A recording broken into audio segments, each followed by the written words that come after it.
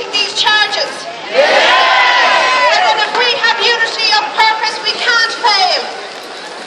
I went to the first Right to Water meeting last March. At that meeting, there was a guest speaker all the way from Bolivia. Like the world over, in Bolivia, the water was privatised to such an extreme that they were not allowed to collect rainwater. Now, they'd have a field day with us in this country when we got to that stage. When people were dying of thirst, they finally took to the streets. It took a lot of campaigning, which culminated in 3 million bringing down the government and fighting the charges. They won. So this has been beaten. It can be beaten. We now have the government on the back foot. We've got to keep the pressure on. We've got to make sure that this company is completely unworkable and unsellable. These charges will be beaten by two groups. Those who just can't pay and those who must stand in solidarity with them and won't pay. Yay! We'll dispel a few myths. We've been told that we cannot expect our water for free.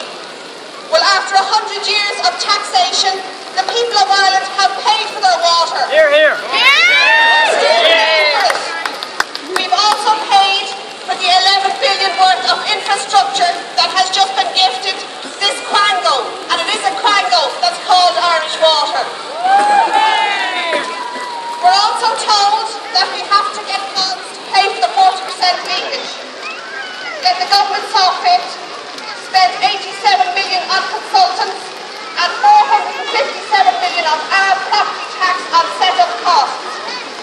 Every day in the papers we're reading about bonuses and perks, but there is a chosen few here that are making money off our backs. There is a general election due in 18 months or maybe less. People need to lose their fears. We will have more threats coming down the road, but whatever they throw at us, we'll work together for solutions, and no one is going to be left unsupported.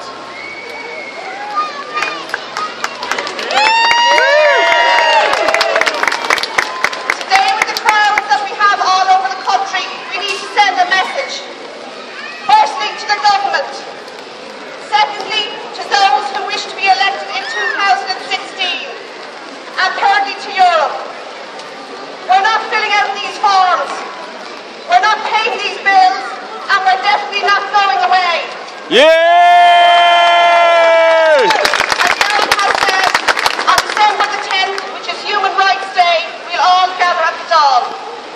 There will also be 6 people from Detroit there in solidarity with us. Detroit is so bad that they have water being brought in from Canada. This is the new blue gold, and we have to get the message across that Ireland is not for sale. Yeah!